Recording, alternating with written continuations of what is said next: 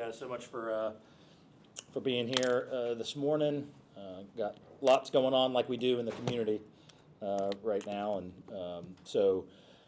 first, wanted to give you an update, and certainly I've got Superintendent Keith Leonard here with me to discuss Gibson School and an update on that. As you guys may be aware, there's the final vote going to school board for accepting an offer from the City of Pensacola to acquire Gibson, and it's really not an acquisition, it's a collaboration and partnership. And as you guys know, we've been talking about for many months now, a school that was opened in 1921, closed about 50 years ago. Historic preservation is never easy, and it's never the least expensive option, but it's the most important, and to protect the character that we have in such a historic community. So back in September, the school board had accepted an offer. You guys may recall we had a 180-day due diligence period to analyze that. We knew there were going to be issues with the building because of damage with Hurricane Sally, the age of the building. So we looked in to a lot of that. We also discovered some FDOT, some state easement issues on the block, some things like that.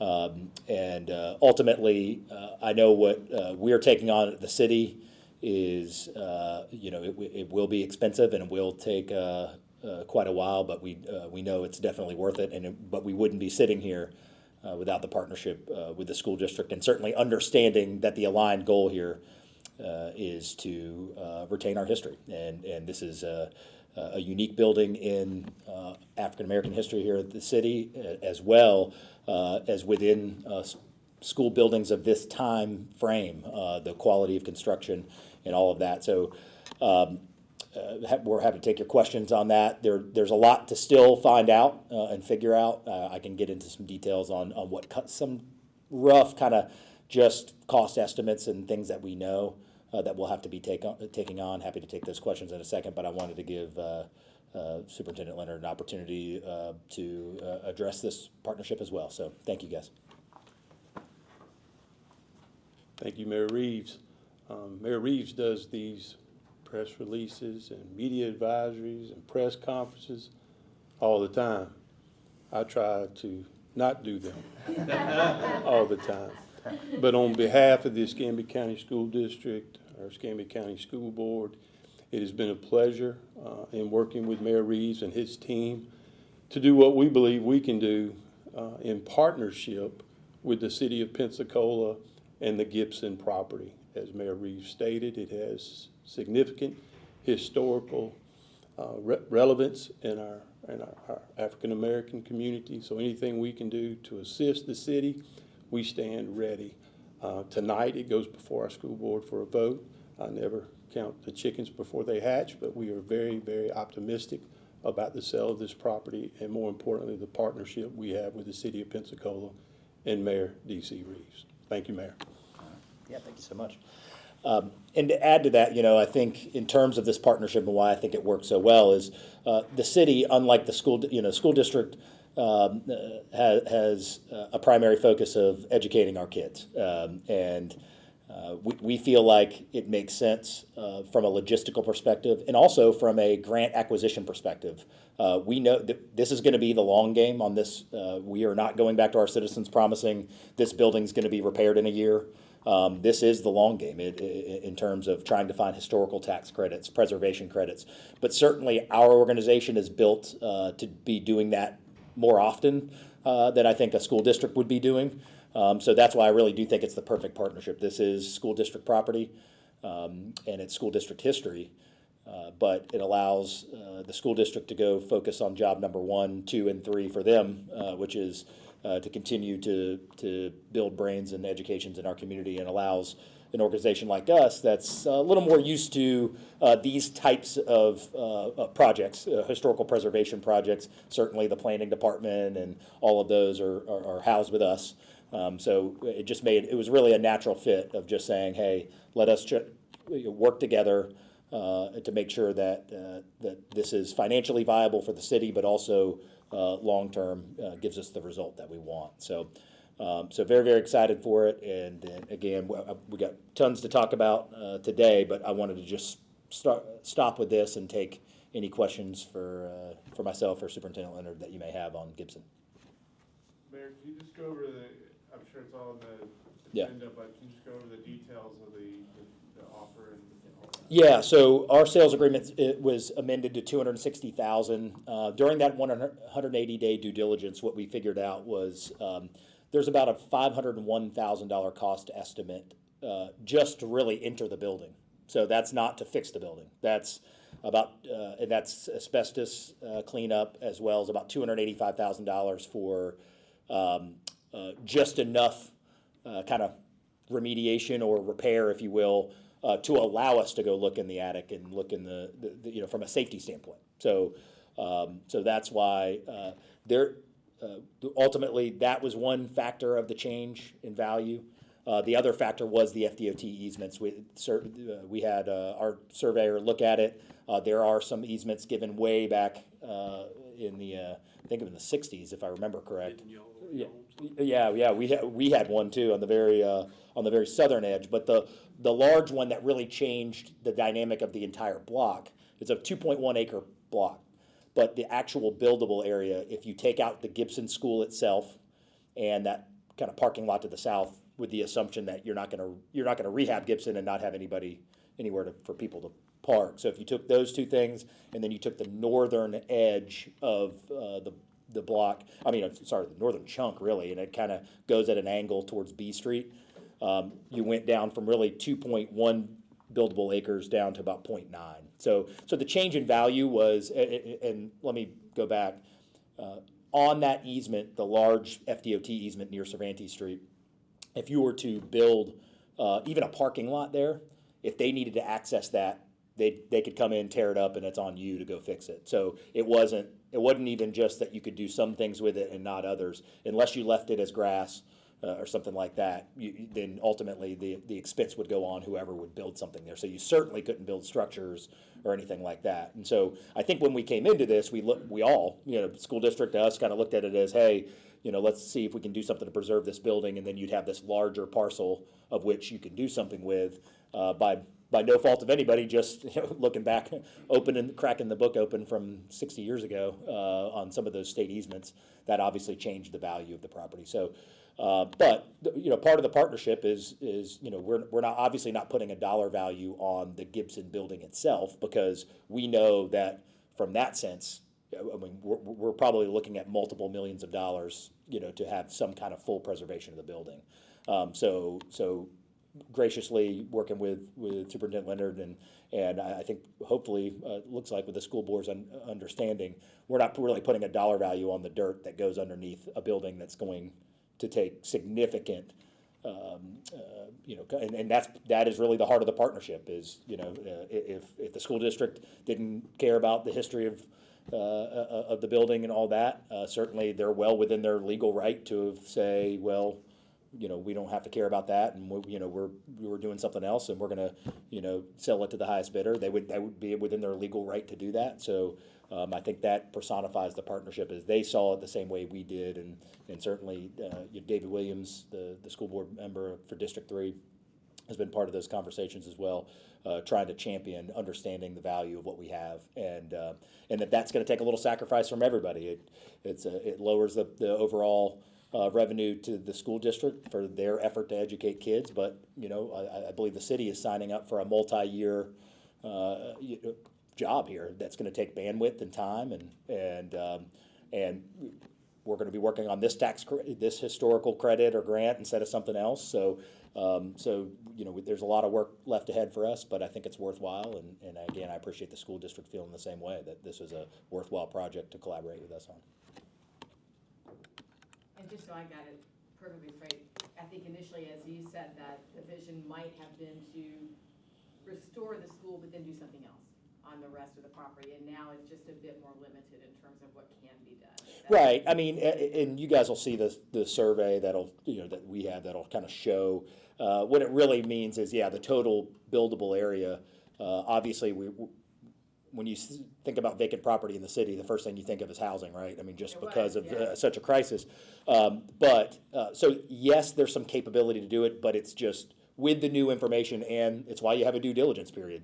It's stuff that we don't know, the school district doesn't know. You know, that's not what we're doing every day. It's to go dig that up and find out what's going on. And so since we had that process, we were able to find out that, you know, instead of, for example, you know, lining single-family homes or something multifamily on B Street all the way to Cervantes, well, now that's not possible from a easement standpoint. So yes, it definitely changes the value of that. But I would say, speaking for the city, our job one will be analyzing what grant, and we've obviously been looking at that some. What grants are out there? What designations, historic designations, can we get the building that will open up for new avenues? And again, you know, imagine the school district trying to have to manage that at the same time, you know, and that's why this partnership works, is we've done that before. You know, we've gone and done that many a time to go, if we can get specific designations, that opens up more revenue streams potentially for helping rehab the building. In terms of use, I've gotten that question, you know, throughout this process. Well, what are you going to do with it? We don't know.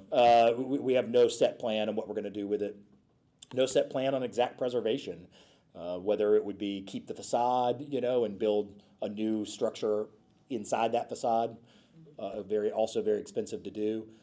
You could do something like that. You could try to rehab it as a whole. We don't have enough information yet. We just gathered enough during the 6 months to kind of get a general understanding of what it'll take to get in the building. So more to come on that, and that's why this will be a long-term process. This won't be something that will be fixed, or we won't have somebody occupy the building overnight. Is the goal with the 0.9 acres still to do housing there?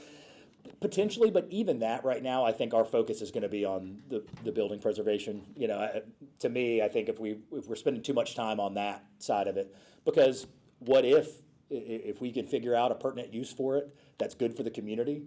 You know, people have asked me before. It's like, well, man, does it make sense as a grocery store? Does it make sense as a community center? We don't know any of that yet, and we really won't know until we know the costs of rehab and then what you can put in there.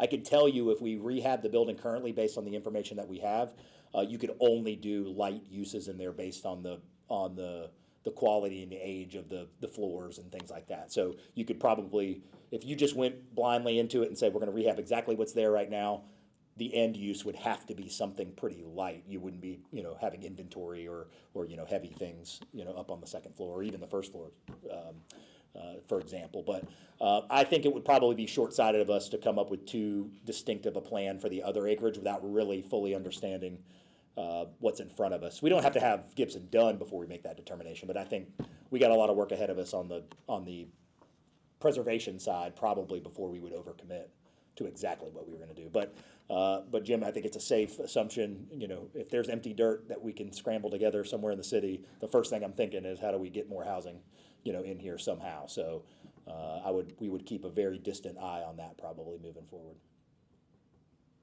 Question for Superintendent Leonard. I guess working with the city to try to preserve this property, can you just talk about what that means? Because obviously the school district has to fight for every dollar it gets and probably can't afford to do historic preservation. So what does it mean to be able to preserve this building through the city? So it means a lot to a lot of people in our community. When we first started these discussions, we were trying to figure out what we could do from a school district standpoint. You know, we don't have a grants office. Mayor Reeves has a grants office. What the mayor said is exactly what we try to do, and that is our charge day in and day out. But we certainly understand the significance of that building to many, many people in our community.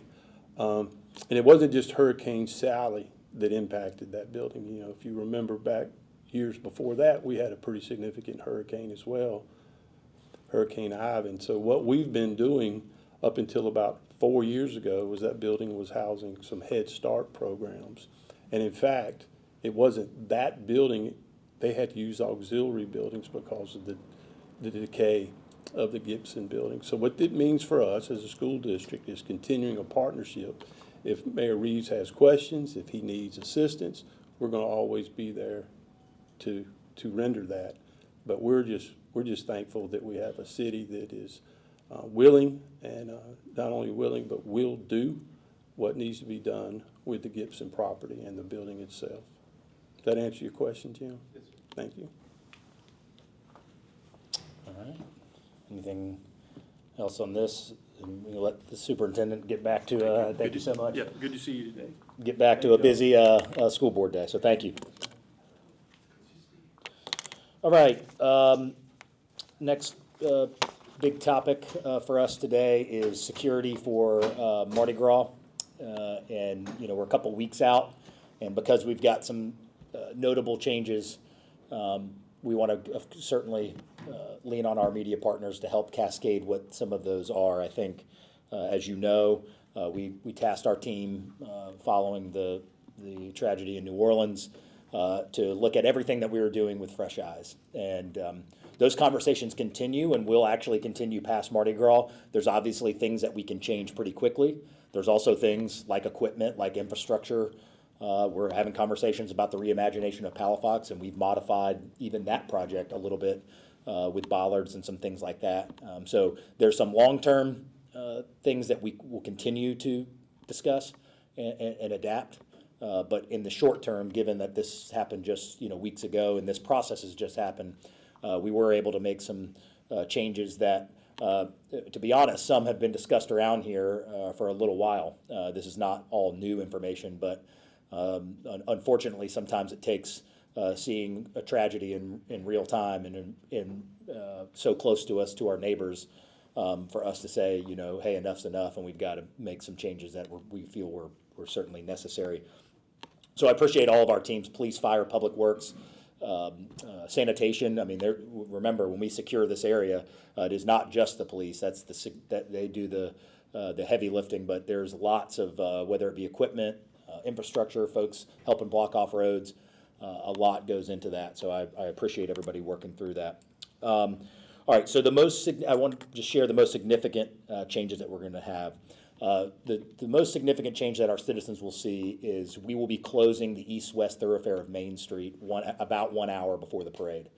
That has traditionally stayed open, and it will again stay open during the hours leading up to the parade. But that will close 1 hour before. That's one of those discussions that has been happening in these buildings for quite a while now. If you have ever been down there during the Saturday parade on Main Street, and you see the volume of people that are on both sides, all four corners of Palafox and Main, with traffic still continuing to flow, with parade floats coming around and coming out on Main Street, it's pretty significant, and I think you could probably see why that's a major concern for us.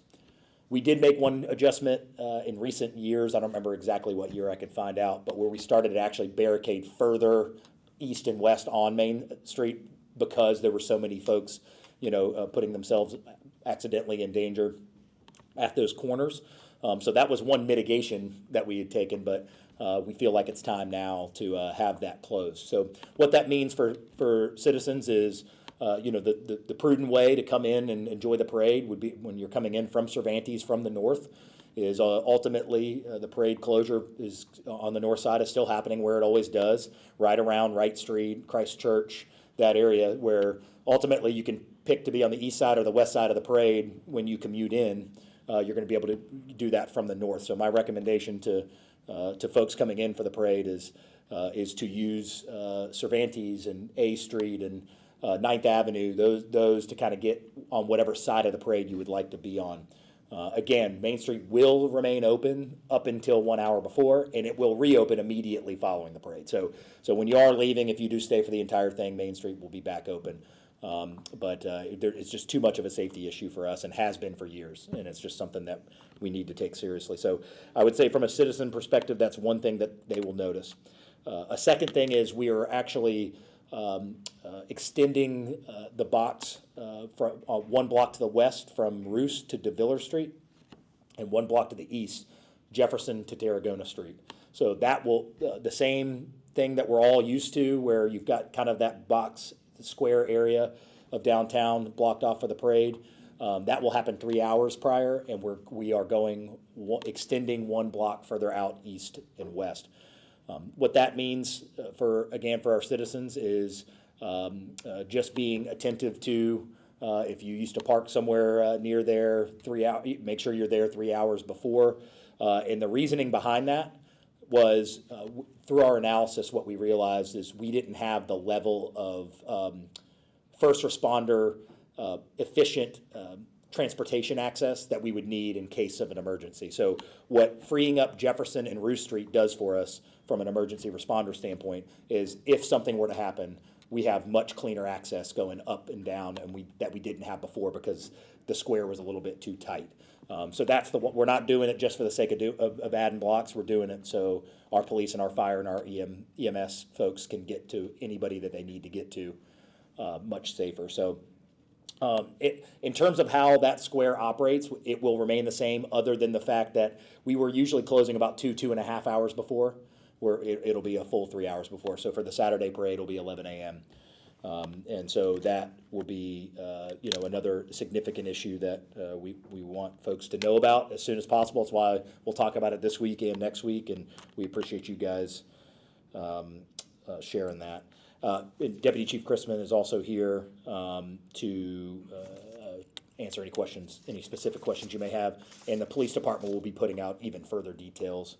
One last thing, we said we were going to take more seriously the towing of vehicles prior to the parade. That's something that we're trying to strike that happy medium between an unknowing visitor or resident that's left a vehicle in a parade and the significant threat that leaving an empty vehicle in the middle of our parade route provides. So we said we would be tightening up. I think we told you guys in January we'd be tightening up some of the towing things. We will have no parking signs going up at least 3 days now before the parade along the parade route.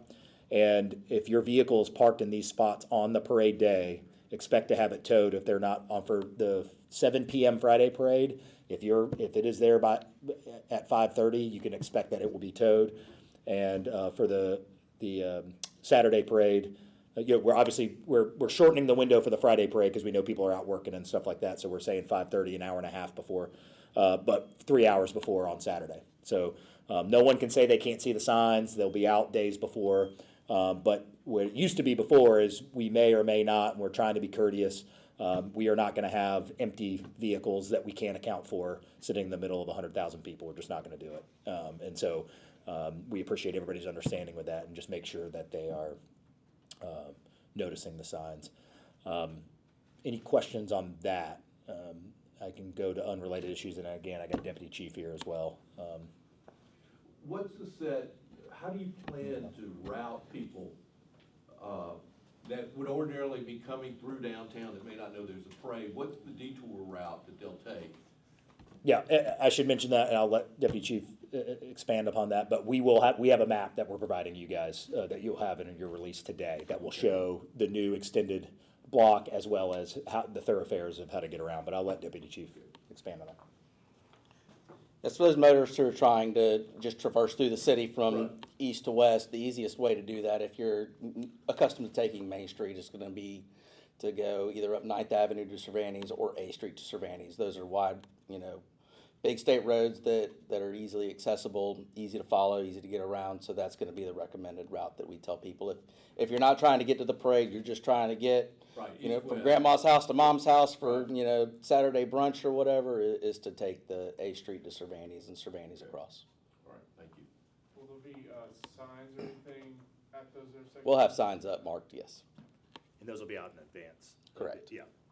So,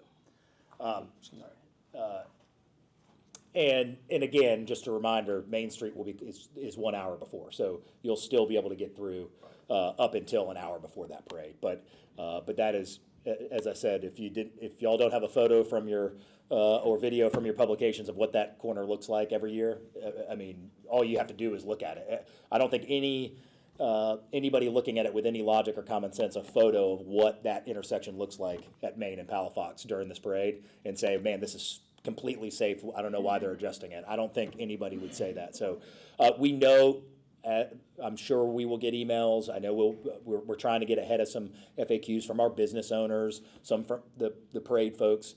Yes, these are changes that will require some additional preparation. If this is how you always got beads to the float one year, and then now you might have to do it an hour earlier, That just is what it is. If I would rather get those emails than somebody hurt or killed out here. That's as simple as that. And we are not trying to make life difficult on anybody. We're trying to do the right thing, and convenience will lose to safety every time. And so we're doing everything that we can to keep folks safe. A couple other things, like before, if you are parked inside that square, obviously there will be slowly, with caution and with police assistance, some ability to get out. But what we're saying with that square is there won't be the ability to get in. That will be a secure line, because people say, well, if I live in here, what does that mean? If I have to go somewhere, certainly we're not. What we mean is there's going to be no through traffic through that normal square, and obviously if there was someone exiting, somewhere near that with police assistance, that's something that is possible. But so no, you are not locked in completely. But if you've been to parades in Mobile or you've been to parades in New Orleans, it's a generationally known fact in some areas. It is not out of the realm that you can be living somewhere or in a certain area where that is closed completely during parades. So we aren't trying to be that strict just because New Orleans does it. Certainly we're trying to find that happy medium between convenience and the most important thing, safety. So we will have a map for you, Rick. We'll have, and we'll outline some of these key bullet points for the citizens. We'll get into as much detail as you guys may need, but we want to keep it kind of concise and clear for our citizens of exactly what these 2 or 3 key changes are.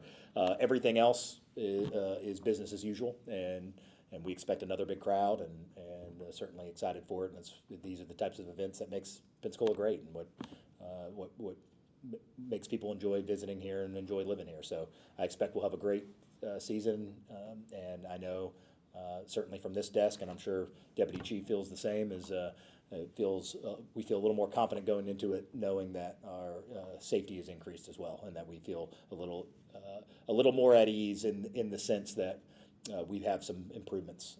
And this doesn't speak to all the other, I should say. Obviously, we're not going to be sharing maps of where every one of our barricades is going for many reasons, but what I can tell you is this is all in addition to the previous conversations we had of increasing equipment, increase infrastructure, and that really a kind of a new plan. Also, I should mention too, City Hall parking lot. That's one other very small adjustment. City Hall parking lot will be now our staging area for our first responders. Kind of our kind of critical response area. So there'll be some limitation there as well. But that again is minor compared to the other changes. Anything else? Yeah, John. Mayor, you talked about your force protection in terms of the surface approaches, roads, bollards, intersections. Has the city obtained a threat assessment from Homeland Security regarding Mardi Gras season in general? And if so, if you can talk about your tactical measures, what about approaches from above, drones, rooftops, things like that? Yeah, I'll let Deputy Chief answer that. Without getting into the specifics of what we'll have allocated out there, we will have a robust, multifaceted approach to the safety of these parades going forward. And could be on the ground, could be in the air, but we'll have plenty of manpower on the ground and utilizing all the technical resources available to us. Deputy Chief, did you obtain a threat assessment from national sources? I believe that's an ongoing thing. I believe we've got some meetings scheduled in order to do that. But they haven't given you one yet? Correct.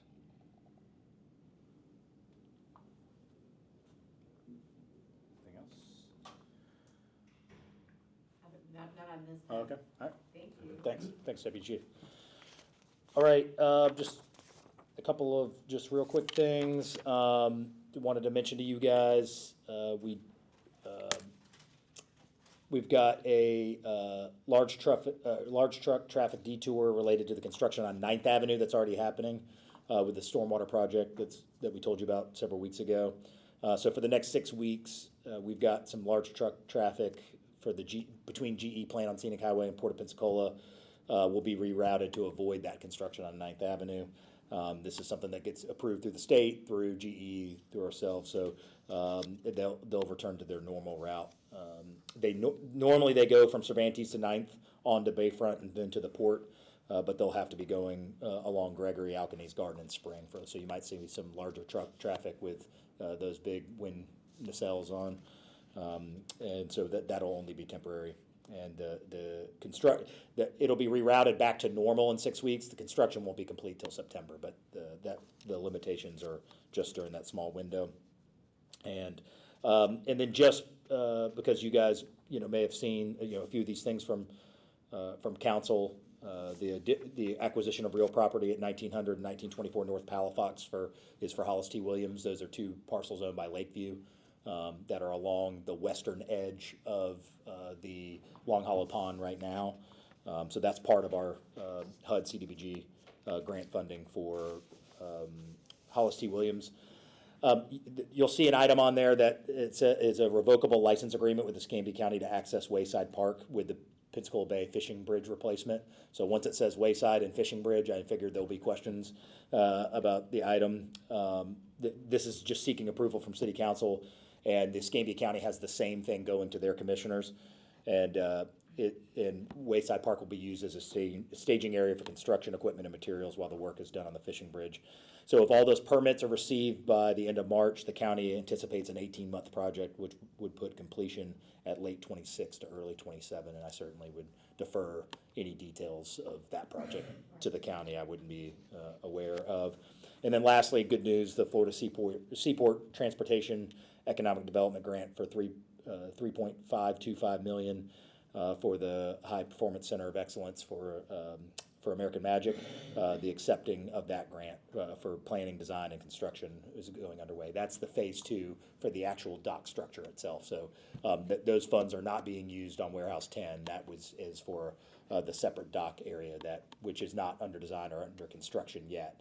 We're obviously focused on phase 1, but good news nonetheless to have that funding in place. So that is everything I have, and happy to take your questions. Yeah. Mayor, the school board will take up tonight at their regular meeting a resolution to return the choice of the superintendent to the voters in 2026. You publicly in the past have been an advocate for staying with the system the voters have approved and they're operating under now. Mm-hmm. Will you advocate again at this meeting tonight for staying with the current system? I won't be there tonight, but certainly my opinion remains the same. Is that I look at the superintendent's job and Superintendent Leonard. It looks like in his couple years as an appointed superintendent is making some headway, and somehow we like to turn this political somehow. And as I always like to point out, if this is about a Republican issue versus a Democratic issue, 48 states in the country have outlawed elected superintendent, and that's lots of Republican states too. And if you go down and look at the counties, I believe the county where Mar-a-Lago is located has an appointed superintendent too, I believe. So this isn't about politics. It should be about results. And as I said in the meeting from 2018, if I don't plan on electing, supporting the election of a city engineer anytime soon, or electing an airport director. We're going to find the best airport director. And as someone who is elected, and maybe the irony of that is, well, Mayor, you're elected. Why would you say that? Because my job is political. That's why. My job is to be the salesman for the city, to advocate in Tallahassee and Washington. And when we were in the middle of that in 2018, Malcolm Thomas had been the superintendent for 10, 11 years at that point, and his name ID in the entire county was about 40%. So what it tells you is when someone says, well, man, I really don't want to give up my vote, it'd be nice if the people that wanted to not give up their vote knew who they were voting for. I think at the mayor and the sheriff, those positions, whether it's me or Chip or someone else, typically in the county, you're going to have 95% name ID. It's going to be an election of which everyone is fully aware of who they're voting for. And so I look at that, this is a technician, and the best technician is what we need for for our kids. In 2018, I can tell you, at least from the city's perspective, every voting precinct was in favor of it, all unanimously within the city. So for the 55,000 residents I represent, certainly this is what they wanted. And I think we're making progress and we're making a lot of headway. And the irony of turning it political to turn it political, we've been 6 or 7 years. We're trying to make progress. If Superintendent Leonard was still here, I certainly would applaud his team for making steps in the right direction. We tried the other way for generations, and there's probably a reason that 48 out of 50 states have outlawed it. And that even, at least in 2018, 2.7 million children were in public schools in the state of Florida. 2.1 million were led by appointed superintendents. So even if you don't look at the counties, the actual number of students in one of the 2 states that has not outlawed it, Alabama and Florida, even though the vast majority of the students within the state of Florida are still led by an appointed superintendent. So, clearly I'm in support of it, and I think we should be continuing to go in the right direction to try to improve our schools and not get back into a political battle about trying to find the best person to lead them. Mayor, the Commissioner Mike Kohler had a meeting with the Chappie James Foundation last week, and during that meeting they said that the city should probably be a co-applicant for the TDC funds. Have you made a decision on that, or? I mean, that hasn't been, obviously, we had Alex in my office there. That hasn't been addressed to me directly, and I wouldn't want to say from a press conference podium I would have to understand what that entails. But I think what we've already done is I think we're figuratively a co-applicant already. I would believe we've put up $250,000. We've donated city property. I'm not sure. I'd have to understand how the formality of that would somehow, change anything. But I'm not against it. I just would need to understand what that looks like. If that's just a matter of a logistical matter to accept funds or something like that. I just would need to learn more. I know that meeting was late last week, but we remain the same. We're in support of the project happening. We've put up money to do so. We spent a lot of bandwidth and time to do so, and so if we can get out of the cobwebs of politics and everything else, and just figure out either how to do it or how to not fund it. I just always keep feeling like, whether we're a co-applicant or whether there's this AG opinion, sometimes it feels like we're dealing with the 8th and 9th most important things and not the most important thing. Do they want to fund it or do they not? And if they want to fund it, I can promise you the issue isn't going to be whether I'm willing to be a co-applicant or any of those things. We will get whatever needs to get done to see this happen. But I'm the cart, and I think they're the horse. The cart's ready. Just tell us what changes we need to make. But I'd like to not make changes to anything until we know that there can be funding by a straw vote, by anything else. So I don't want to I guess further answer your question. I don't want to be a co-applicant on a project where there's no desire for it to get funded.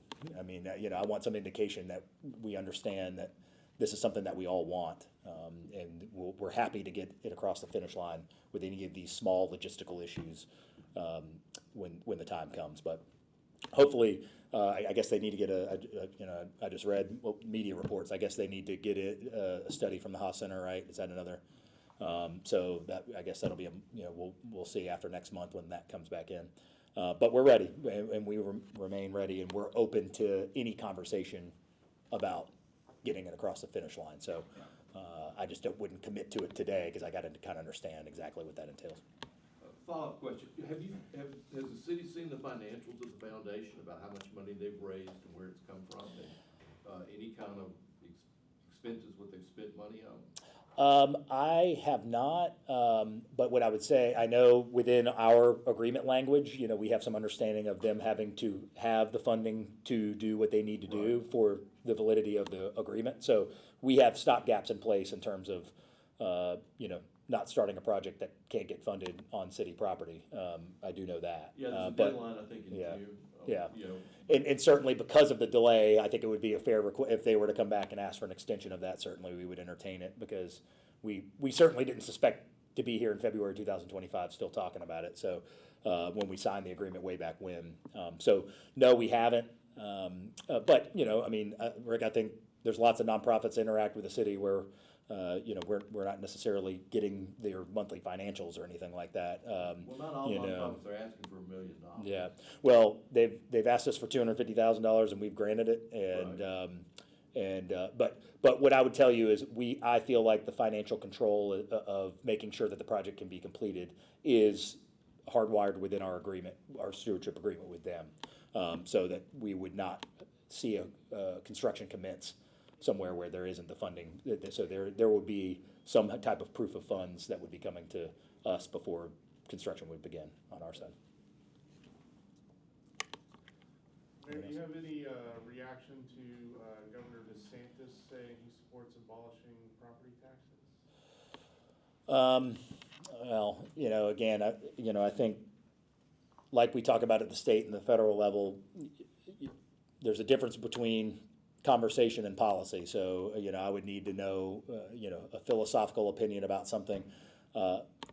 What I could say to that is, you know, about 35% of our general fund revenue is the largest single funder of revenue in the city of Pensacola is property tax. So, if we were to lose 35% of our general fund budget overnight because of they're not being charged property tax, there's going to have to be some other mechanism of which to fund government. So that's why you know, I would have to know exactly what that actually means. So, in passing opinion about, you know, something, I think if you ask, you know, most folks, you know, certainly fiscally for me, you know, our goal is not to raise taxes, is to lower the financial burden on folks. So, you know, it doesn't surprise me that a philosophical opinion would be to do so.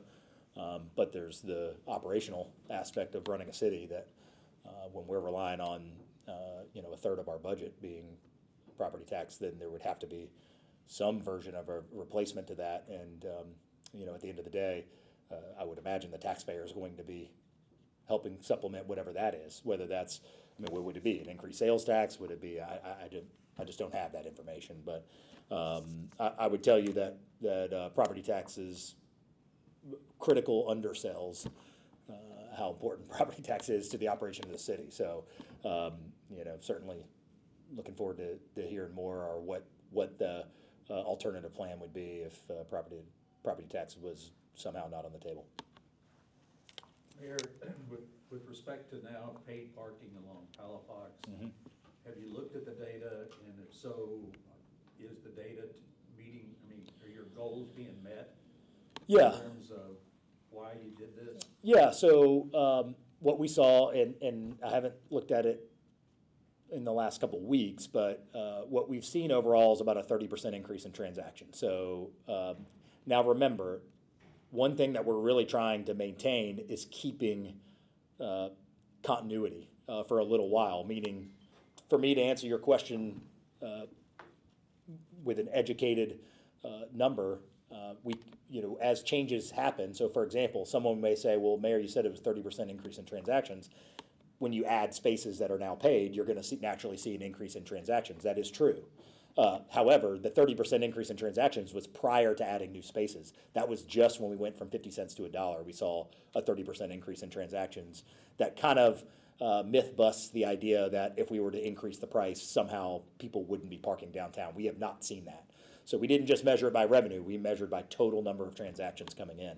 But when you add spaces, now you got apples and oranges, right? So we can't, I have nothing to compare to. Of course, we're up in transactions because we've got more spaces, but until we can see, we've got to have a trail of you know, a certain number of months, a certain number, you know, years to see what the impact is going to be. But listen, I feel like you know, we're doing everything that we can to help manage costs, manage the future infrastructure. And every time I've checked the number, it maintains 80 to 85% of the people that are paying downtown do not live in the city.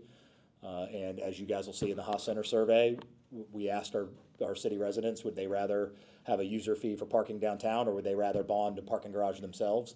and it was 88% of our residents liked the parking idea. So, and only 12% like the idea of that the 55,000 people who live here pay for it. So, so in that respect, yeah, I think we continue to see revenue grow, and it allows us to now anticipate things. And John, as you've heard me say, I'll remind you, the easiest political thing to do is let the next mayor come up here, pull out his pocket liners and say, I don't know why Mayor Reeves didn't leave us any money for a parking garage. We desperately need one. That's the easiest thing. And homeowners insurance is simple in that sense too. People don't see a change over, it probably takes 3 to 4 years for rulemaking to actually impact homeowners insurance, right, at the state level. But when we live in this world where the expectation is in 1 year, if you didn't see that number go down, then why didn't you do it? And then it puts folks like me or folks at the state level in a pretty precarious position. Say, hey, we're trying to politically do the right thing for the best for the health of the city.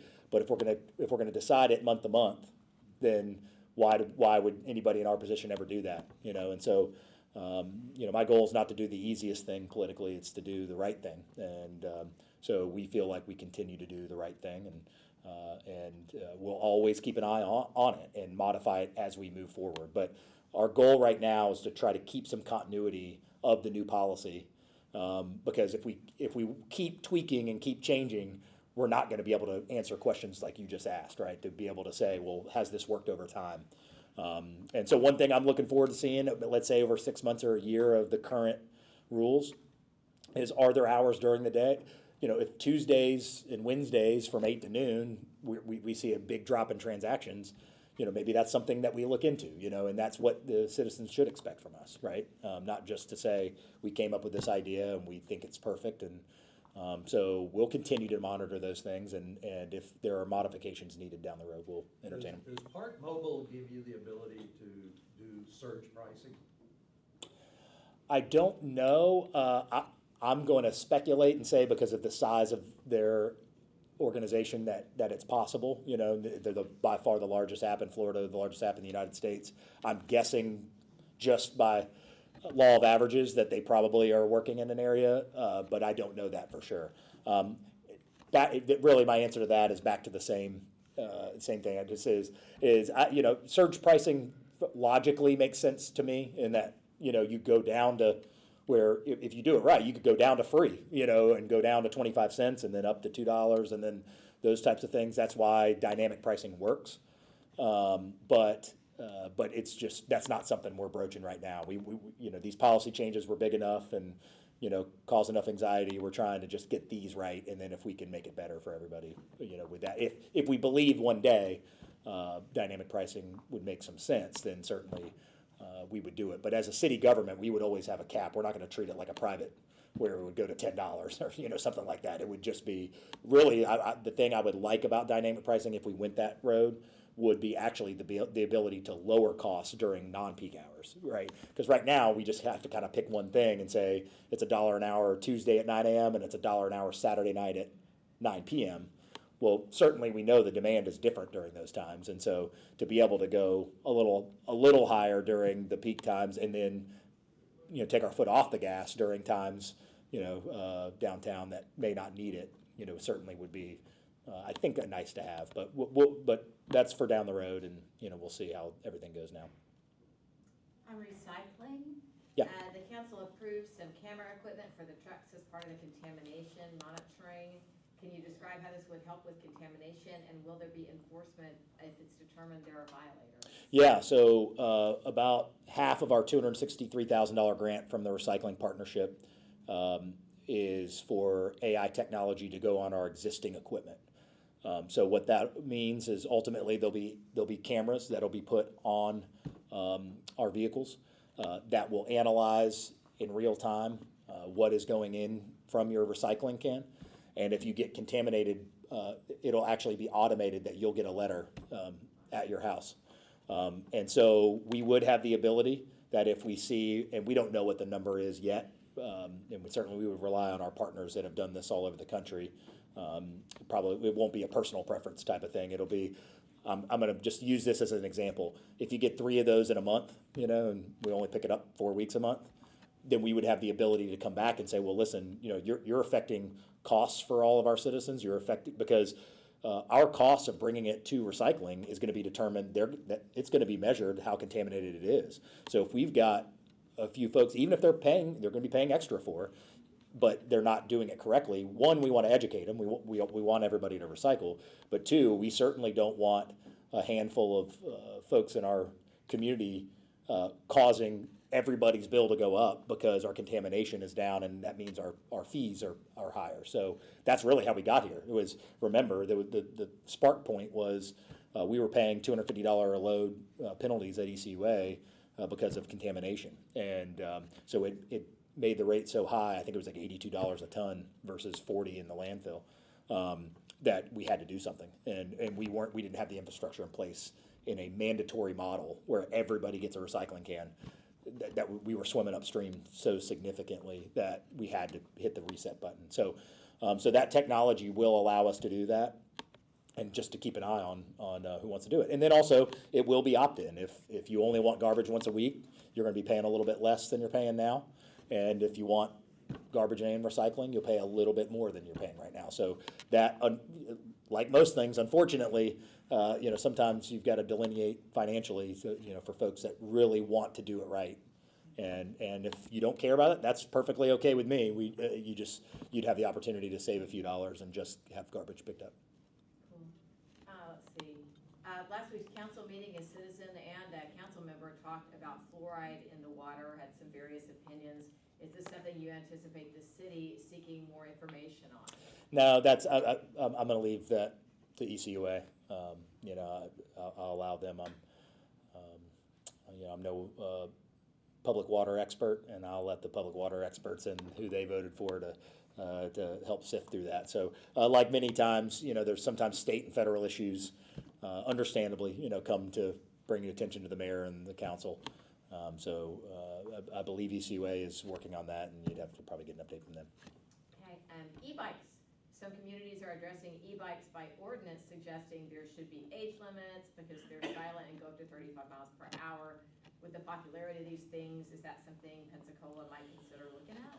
Yeah, I'm aware of that. I know we've seen that more prevalent. I know there was an issue in the county. I guess there was someone driving on the wrong side on an e-bike alongside the northbound lanes and a southbound, and somebody pulled out. And certainly, it's something that we should pay closer attention to. We don't have anything in place right now, but logically, it does make sense for us to look at that because of the combination you just talked about, both the speed and the silence. Where at least a motorcycle you can hear from a little ways away, and so I think our PPD team will look at that and see if there's something that we can do that makes sense within our rules. But I would want to dig a little deeper into I want to make sure we're solving a real problem and not one-off type thing. So I'd have to, but at this point, to answer your question, we haven't had any direct conversation about it. But if PPD continues to see a pattern or consistency to that, I'm sure they'll let us know, and we'll I'm certainly open to take a look if we feel that it's necessary.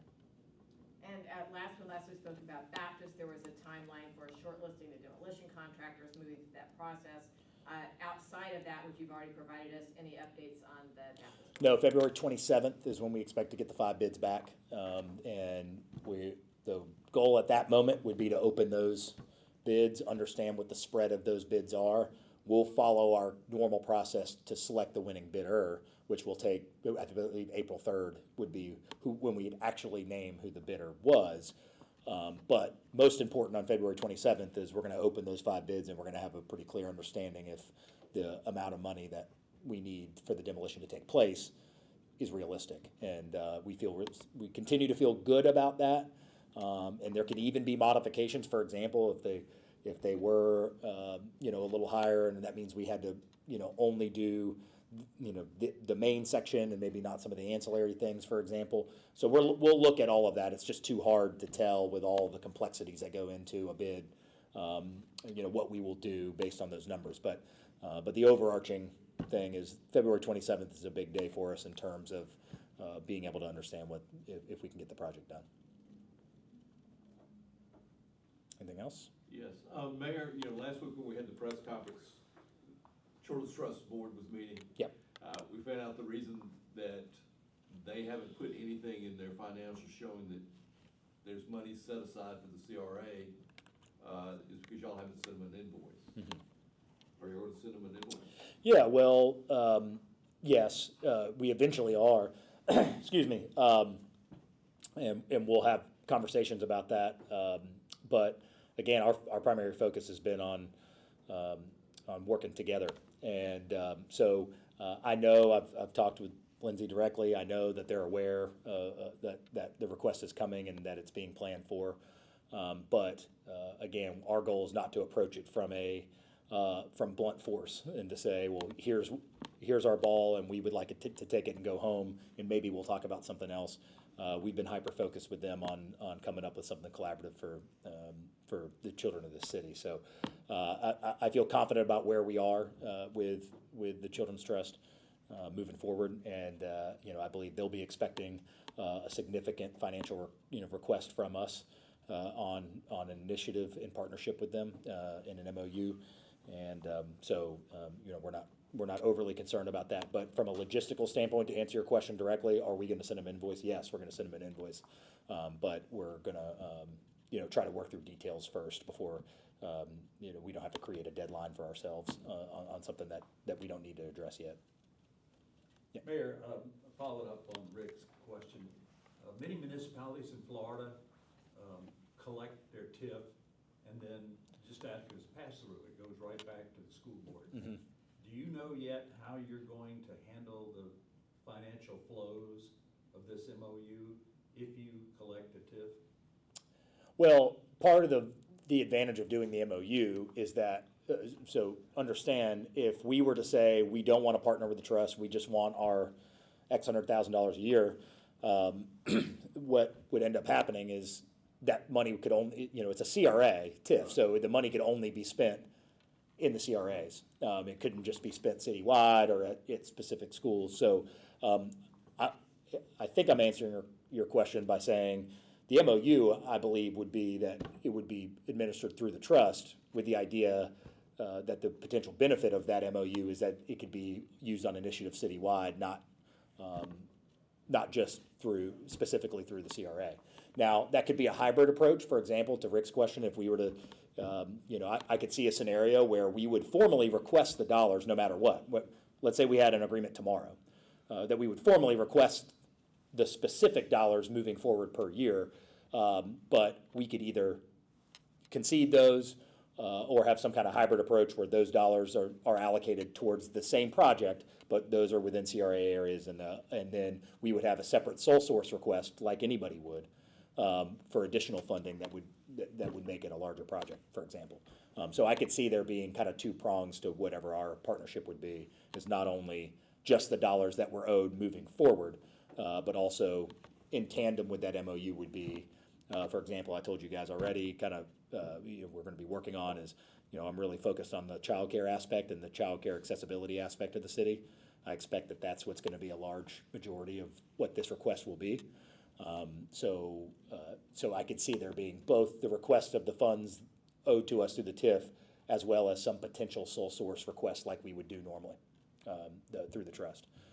So it just all depends on how that, and I'll let the attorneys kind of figure out if those need to be two separate things or if they are all molded into one. Anything else? All right. All right. Thanks, guys.